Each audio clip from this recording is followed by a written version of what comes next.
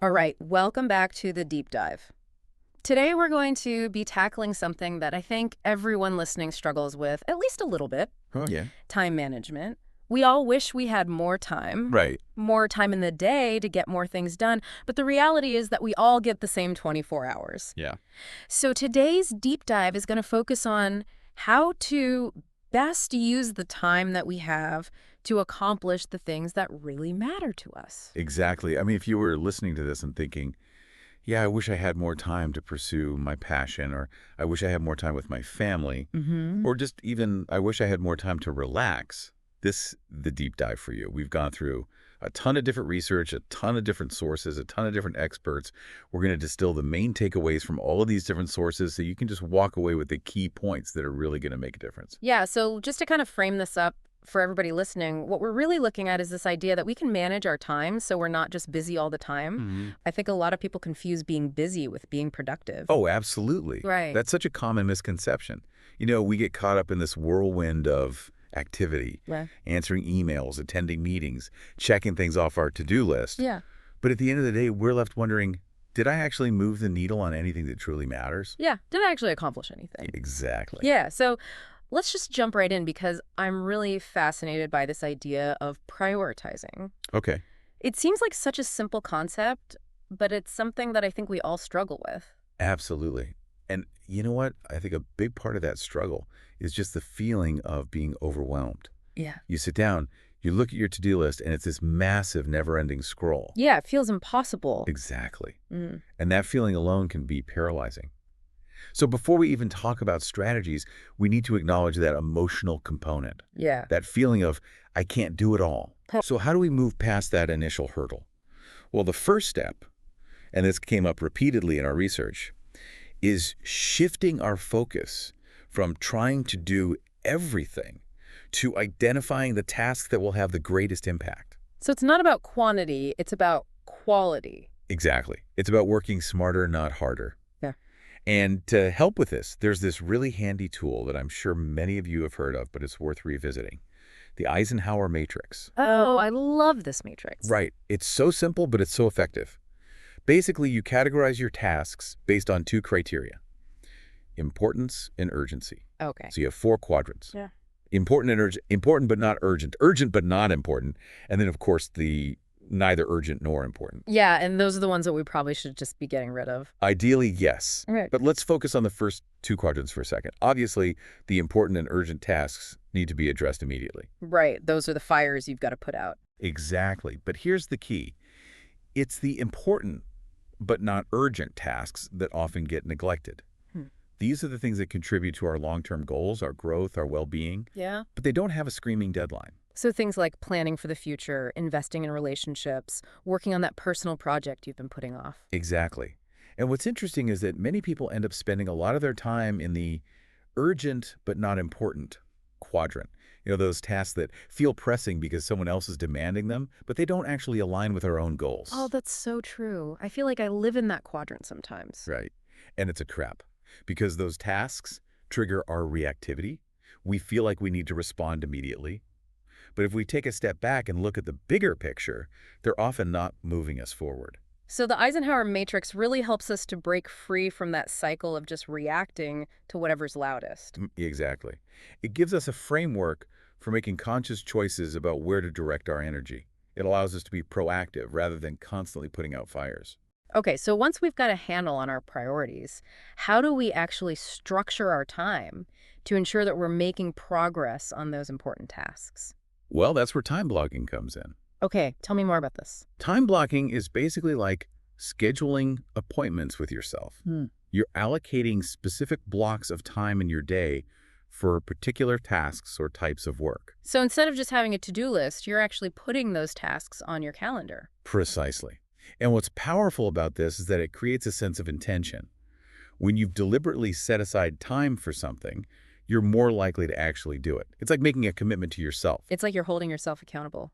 Exactly. And it also helps to minimize that dreaded context switching, jumping back and forth between different tasks. Oh yeah, that's a huge productivity killer. Absolutely. So by dedicating specific blocks of time to certain types of work, you're able to go deeper, to focus better, and to ultimately get more done.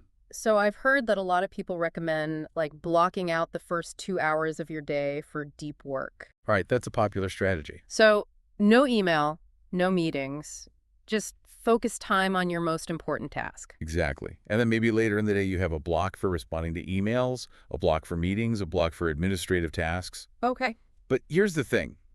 It's important to be realistic and to build in buffer time. Oh, yeah. Things always take longer than we think they will. Always. Hmm. So having those little cushions in your schedule can really help to reduce stress and to make the system more sustainable. Yeah, because if you're constantly running behind and feeling pressured, it defeats the whole purpose. Exactly. It's about finding a balance between structure and flexibility. Okay, so we've talked about prioritizing and we've talked about time blocking. Now let's talk about something that I think a lot of people struggle with.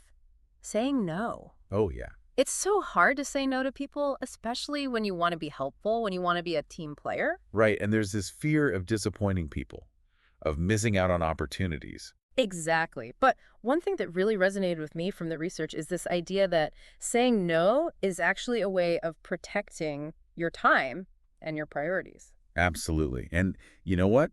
It's also a way of showing respect for the commitments you've already made. That's a really good point. If we're constantly saying yes to everything, we're essentially spreading ourselves too thin and we're not able to give our best to anything. It's like we're saying yes to everything and no to nothing. Right. And in the end, everyone suffers. So saying no is not selfish. It's actually a way of being more effective and more reliable. So how do we get better at saying no? Well, first, it helps to reframe it in your mind. Instead of seeing it as a rejection, see it as an affirmation of your own goals and values. Okay. And remind yourself that every time you say yes to something, you're implicitly saying no to something else. So it's about making conscious choices about where to invest your time and energy. Precisely. Mm. And if you're clear on your priorities, saying no becomes easier because you can simply ask yourself, does this request align with my goals? Mm. If the answer is no, then you have your answer. And it's okay to be polite but firm. Absolutely. You don't need to apologize or give a long explanation. Just a simple, thank you for thinking of me, but I'm not able to take that on right now. Okay, so we've got prioritizing, we've got time blocking, we've got saying no. What else? Oh, there's this little gem that I absolutely love, the 2-minute rule. A 2-minute rule. Yes, it's so simple, it almost seems silly, but it can be incredibly effective. Basically, if a task takes less than 2 minutes to complete, do it immediately. So like responding to a quick email, filing a piece of paper, making a quick phone call. Exactly. Those little things that we tend to put off, but they can really pile up and create a sense of overwhelm. Yeah, they're like little mental cobwebs. Right. And the beauty of the 2-minute rule is that it helps to break that cycle of procrastination because we often avoid tasks that we perceive as taking a long time or requiring a lot of effort. But when you actually do them, they're often done in a flash. Exactly. And it creates this sense of momentum, of accomplishment, even with these tiny wins. It's like clearing your mental desktop. I love that analogy. Yeah. It's about freeing up mental space for the bigger, more important tasks. Okay, so we've covered a lot of ground here. We've got strategies for prioritizing, for scheduling our time, for saying no, and for tackling those quick wins. Mm-hmm. But now I want to talk about something that I think is essential for creating an environment that supports our focus and productivity: setting boundaries. Absolutely. Boundaries are crucial, especially in today's world, where the lines between work and life are increasingly blurred. Yeah, especially with so many people working remotely, it can be really challenging to switch off. Exactly. Yeah. So setting clear boundaries is about creating that separation both physically and mentally. So for example, if you're working from home, designate a specific workspace, have set work hours, and communicate those boundaries to your family or housemates. Right. Let them know when you're not to be disturbed, when you need to be in focus mode. And it's not just about work boundaries. It's about boundaries in all areas of our lives. Absolutely. It's about being selective, about which meetings you attend, being mindful of how much time you spend on social media, being clear about your availability to friends and family. It's about recognizing that your time and energy are valuable resources and you have the right to protect them. Exactly. And when you have those boundaries in place, you're able to focus better, you're less stressed, and you're ultimately more productive and more fulfilled. Okay, so we've talked about a lot of different strategies for managing our time more effectively. But one thing that I want to emphasize is that this is an ongoing process. Oh, for sure. It's not something that you do once and then you're done. Time management is a skill, and like any skill, It requires practice and refinement. Exactly. And that's where the importance of regular review and reflection comes in. It's about taking a step back and looking at how you're spending your time, what's working, what's not working. So, like at the end of each day or at the end of each week, just take a few minutes to ask yourself, what did I accomplish? What did I learn? What could I do differently next time? Exactly.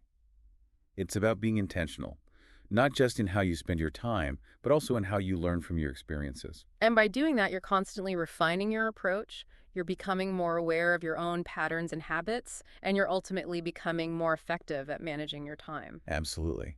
And you know what? It's also about being kind to yourself. Oh, that's so important. There will be days when you feel like you're nailing it, and there will be days when you feel like you're completely off track. And that's okay. The key is to just keep learning, keep adjusting, and keep moving forward. So, for everyone listening, if you're feeling overwhelmed by the idea of trying to implement all of these strategies at once, don't worry. Just pick one or two that resonate with you and start there. Exactly. Start small and build from there. Remember, progress is the goal, not perfection. And as you start to implement these strategies, I encourage you to really pay attention to how you feel. Okay. Notice how your energy levels change. Notice how your stress levels change. Notice how your productivity changes. Because ultimately, time management is not just about getting more done, it's about creating a life that feels more balanced, more fulfilling, and more aligned with your values. Yeah, it's about having more time for the things that truly matter to you. Exactly. So as you go about your week, keep that in mind. Think about how you're currently spending your time and how you can make small but impactful changes to create a life that you love. It's a journey, not a destination. And it's a journey worth taking. Absolutely. All right, that's it for today's deep dive. Until next time. Take care, everyone.